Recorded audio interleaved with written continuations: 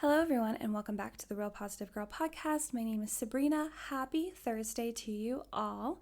I hope that you're having a fantastic day. And if you are not new here, you know that Thursdays are my favorite day. And if you're new here, now you know that useless piece of information about me.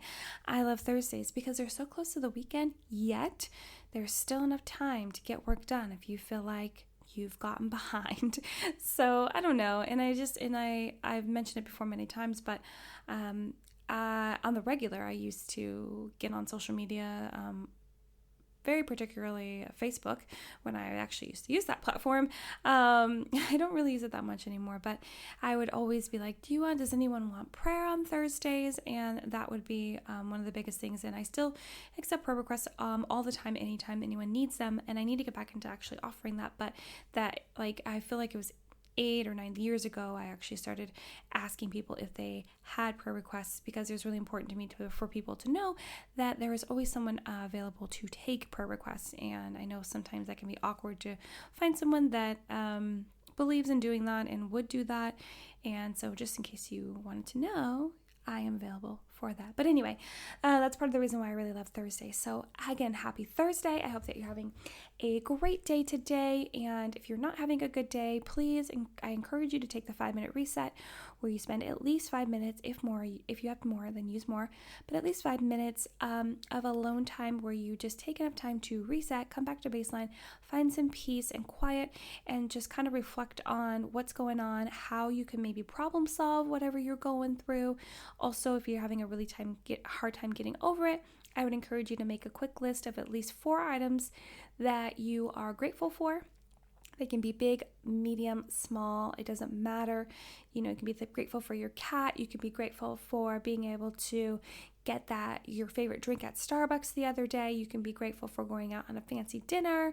You can be grateful for being able to go to the car wash, being able to finally step foot into a clothing store after COVID, lockdown restrictions. So whatever it is, just find something to be super grateful for, and then make sure that by the time you are done with your 5-minute reset time, you are able to walk away and feel at least neutral for the rest of the day. Because the last thing that you would want to do, I believe, is to spread your bad mood to everyone else that you're going to encounter that day, which is super unfair.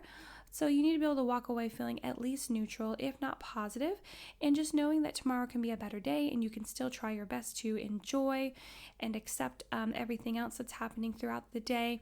And I know that it might be tough, because if you have so much weight on your shoulders and dealing with so much hard crap right now, I totally understand. However, you just have to believe that it's going to get better, and that you continue to do your best to make things better. Seek help if you need it, and just know that it's so amazing that you have the things that you are grateful for, and you are continually getting things you can be grateful for, and that, again, tomorrow could be a better day. But let's just hope that you're having a great day. Again, happy Thursday.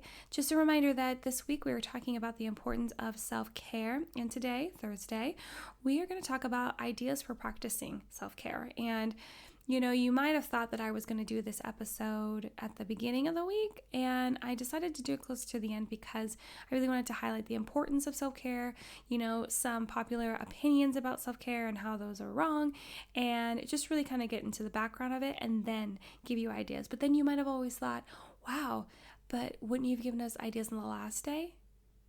And no. I have something else special planned for tomorrow's episode. So anyway, let's just jump right into this episode about ideas for practicing self-care. I'm sure that everything I'm going to mention here you already know and have heard about for how to practice self-care, but I thought it would be important to include some examples of self-care that I believed, based on research and personal experience, are most helpful and should be included in your self-care routine.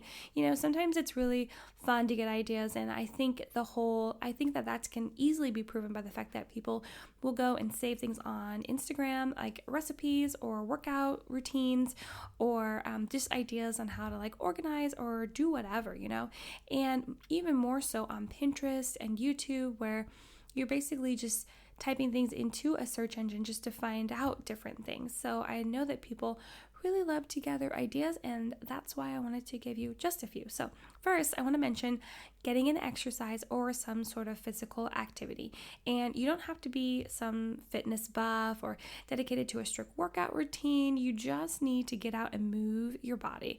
This could be walking or yoga, weightlifting, dancing, or whatever you enjoy doing. That will get your body moving for a bit. And it's just super important to keep your body moving. And like I said, you don't have to be that overactive person. And I'm not saying anyone that like exercises on the daily isn't an overactive person. Like, I love to work out 5 days a week. I like to work out particularly Monday through Friday because I like to leave my weekends for family time and for doing like whatever. But yeah, I love to work out 5 days a week. It just gives me so much energy. It makes me feel so accomplished, and I actually know that I'm doing good for my body and moving towards my own health goals. But you don't necessarily have to do that if that's not your vibe. Also, you can just find different activities to do that aren't necessarily going to make you feel like you're just doing endless amounts of weightlifting or cardio. Like, it's just whatever your jam is. I just encourage you to pick one of those, even if it's as simple as walking. Do that and just do it on the regular so that you can get your body moving, you can feel good, you're continuing to keep yourself healthy and just feeling your best and continually being your best. And you want to take care of your body, which will help you be able to continue doing everything else in your life, and you truly will feel better doing everything else in your life. If you're able to easily bend over and pick things up without having so much pain and strain, if you're easily able to race your kids or your grandkids up the stairs, and that's fun, and that didn't just like take you out of commission for the whole day, if you're able to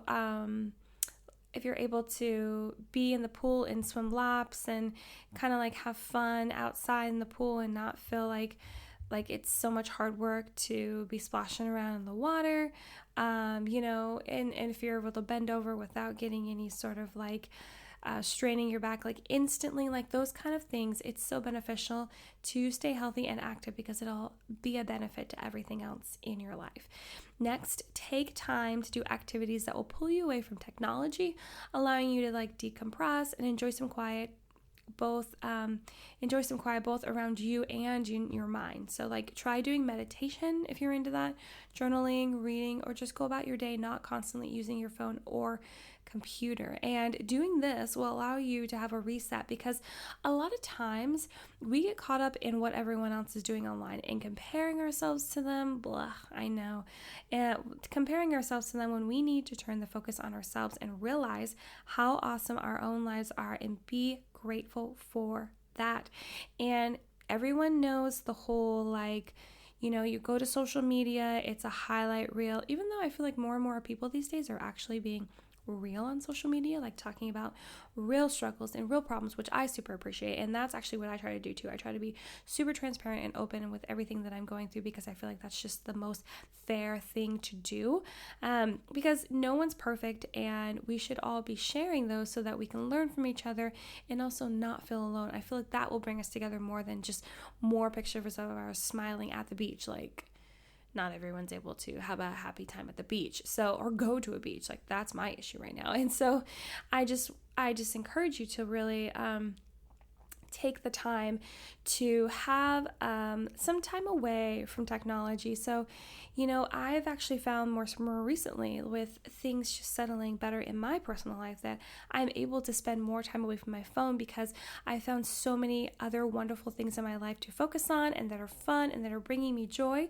that I'm not constantly on my phone checking social media, trying to have joy in my heart vicariously through what other people are putting on their feed, right? So it can be so like, you just want to like get away, right? But I encourage you to get away in a different way. Like I said, read a book, or you can maybe like go on walks. I think you should even create a new hobby, whatever it can be that you can pull yourself away from technology. Meditation, journaling, people love that stuff. Like I've mentioned before, I don't really do journaling or meditation. My counselor really wants me to do journaling, and I'm really failing at that. It's just not fun. it's just not fun. I love filling out my planner, but sitting there journaling is just not my jam. And that's fine. I think that everyone has different ideas of what they prefer, and I feel like you should just do what you prefer, or else you're just forcing yourself to do something that you really hate, and that's not great. But yeah, just try to do something that you pull yourself away from technology. Like if you absolutely have to have your phone on you at all times because it's a requirement for your job, if you're on call in some sort of way, or it's just like emergency mode, you have to be ready for anything to happen. I would just encourage you to maybe create like a line in the sand where you're like, okay, I'm not going to check social media for this many hours or today or these many days, because it'll really help you to just kind of focus in on what's happening in your real life as opposed to what's happening online. And I know there's been people that have gone like days and days and days without even having their phone at all. If you go like on a retreat or some sort of just like actual physical break where you just go and do other things completely away from all technology. And if you are able to do that, I encourage you to do that, or like I said, at least take breaks away from it, hours here and there. So it'll help you really just to hone in on what's going on in your real life. Another one is take care of your emotions and make sure you are not diminishing your own feelings or downplaying anything you are feeling. There is a reason you are going through emotions that you are, and even if you don't know the reason yet, it's still important. And staying on top of your emotional health will keep you connected to who you are and who you want to keep working towards being, like your best self, and not get lost in overwhelmingness of whatever is going on in your life. And I feel like that happens all the time. We just get lost in that overwhelming feeling of just like, oh, I don't know what I'm supposed to be doing next. I'm not sure what I'm supposed to be doing right now. I'm so confused. Everything is super overwhelming because I have too many responsibilities, not enough help. Like, I totally get it. So you really got to take care of your emotions. Definitely don't downplay them, and don't let someone else downplay them either. Don't let them tell you, or like, I think that would consider gaslighting, like telling you like it's not that big of a deal, it's fine, don't even worry about it, or you're like overreacting, this is not even an issue. Like, don't let people tell you that. Don't let them tell you that you're overreacting. Like, maybe you are, and you really have to like be real with yourself and ask yourself, am I overreacting? But if you're not, and you truly just want to feel those emotions, and that you're able to control them enough that you'll just feel your feelings, and then you'll be able to move back and reflect and do your whole thing to be able to problem solve and then move forward with your life. And so just don't let anyone try to come in and dictate how you should be feeling and the way that you should be displaying your emotions, because you are the only person that's in charge of you. Okay, just remember that, and do what's best for you. Okay, you don't need to be doing whatever they're trying to convince you to do just because they're doing it for the sake of them feeling uncomfortable, and they want to feel more comfortable, and that's totally on them, and that's something that they need to work on. Sometimes we need to be in uncomfortable situations to truly understand them and become stronger people. Don't you agree? I hope you agree. So yeah, take care of your emotions. Don't diminish in your feelings.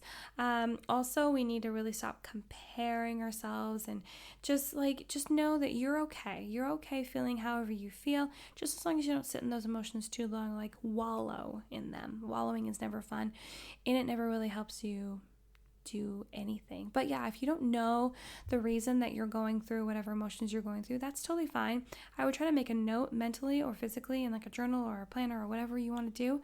My planner actually has a spot where you can circle whatever smiley, mad, sad face you are, and it kind of helps me to reflect on what was happening in that day, and I'll kind of make like quick little notes, not really journaling, just notes, not journaling, just notes for me, and it just kind of helps me to realize, oh man, like it was probably this, that, or other. After I take time to reflect back on that, I could totally understand if that's not your jam, you don't want to do that, that's not like what you like to do, but at least kind of keep an idea of like, okay, I don't really know exactly why I'm totally feeling these feelings. Maybe I'll come back to it later and it'll help me in the future. Ask yourself that. And I know I have mentioned this before, but I want to remind you that it's important to recognize what you are feeling, reflect on it, and know the reasons and importance of your emotions, but you don't want to dwell and get too lost in these. And I know that I just mentioned it, and I know that I've mentioned it like a million bajillion times, but I have to mention it again because, you have to. You got to reflect. You gotta take that time and know what's going on, because emotional intelligence is one of the best things to have and be aware of. It'll help you continually reach your goals and accomplish whatever you're set out to accomplish, whatever you're trying to get to. It'll help you understand yourself better so that you're able to adjust your surroundings, your environment. You'll be able to adjust your thinking even, because you know that this is going to cause this and this is how it's going to turn out generally most of the time. So you're able to kind of figure out where your triggers are and what you need to do, the best ways for you to learn new things, be able to deal with this situation. It's just amazing. So I just encourage you to really think about it, try to reflect on it just a little bit, but yes, do not dwell. And dwelling, it can happen so quickly, and rabbit holes just appear out of nowhere somehow, like seriously. So you have to be aware of not letting yourself obsess about whatever's going on. Like if it's a true problem, do not sit and dwell and obsess and think about all the ways that you could have avoided it, because hindsight is 2020, and sometimes I will agree that taking time to really think about what you could have done to prevent it will help you prevent it from happening again in the future. However, if you spend too much time dwelling on that and just overthinking it and obsessing about it, then you probably won't come to a conclusion. You'll not like yourself. You'll feel so many negative emotions against yourself because you got yourself in that situation, and you didn't take the time to actually learn from it. You just continue to dive deeper into that hole of sadness and coming down on yourself, which is not going to help you move forward. It's not going to help you become your best self. It's not going to help you become stronger. No, quick reflection and move on. Lastly, something fun. Make sure you are out there doing things you really enjoy. And if you decide to do things in groups, make sure it is with people that are uplifting and positive influences. Seriously. You want to make sure those you are spending time with are encouraging your self-care and not dragging you down for it. So yeah, number one, you don't want people out there to be like, hey, I think it's dumb that you're taking time for yourself, or I think it's selfish, or why are you trying to flaunt that you're spending money on yourself? Because why is that self-care? We don't have money. How are we supposed to live up to that? That is such a bunch of bull. You need to know that if you have people in your life that are trying to drag you down, and you're spending uber amounts of time with them, I understand. You may want to encourage them. You may want to be a good role model, but sometimes enough's enough, and you just kind of have to take a break, and you can still be friends with them, but not within a group setting, not on the regular, and just be like, hey, I'm sorry. I can't deal with your negativity anymore. So you kind of want to take a step back and make sure that you are hanging out with people that are encouraging, that are loving you, that are there to support you, and you're there to support them. Also, make sure that you are doing some things that you really enjoy. I think that is one of the key things in life, and I think it's overlooked all the time, because obviously life is not going to be perfect, and we're all going to encounter problems, and we're all going to have to problem solve and figure out how to jump over all of these hurdles that are kind of just randomly placed in front of us. But it doesn't mean that you can't have fun while going through the journey of life. You can start doing hobbies that you were so afraid to try because you didn't want to fail. But sometimes you need to fail and make mistakes in the beginning for you to be better at it in the future. Or maybe you just want to get out and start practicing something that maybe no one like you has necessarily tried before. You want to break those boundaries. I just encourage you to get out there and do fun stuff. Life doesn't have to be super serious. Even if you're going after super serious work, career, business goals, you can still have fun. You can still enjoy the ride and get to and accomplish all the goals and milestones that you have set for yourself. So I encourage you to have fun as well. And so those are my ideas for self-care. Thank you so much for joining me for the Real Positive Girl podcast. Again, my name is Sabrina, and thank you so much for joining me. I hope that you really enjoyed this episode, and if you did and you know someone else that would, I encourage you to share it. Also, please check the description box for all the notes for the show. Also, where you can find me on Instagram, my website, and also my email address for any questions, comments, concerns, or prayer requests. And again, thank you so much for coming back and listening to the podcast. I hope that you come back for tomorrow's final episode and go back and to listen to so many other episodes in different weeks and different topics, because there's a different topic every single week. But until next time, I hope you have a great day, and I'll see you next time. Bye, guys.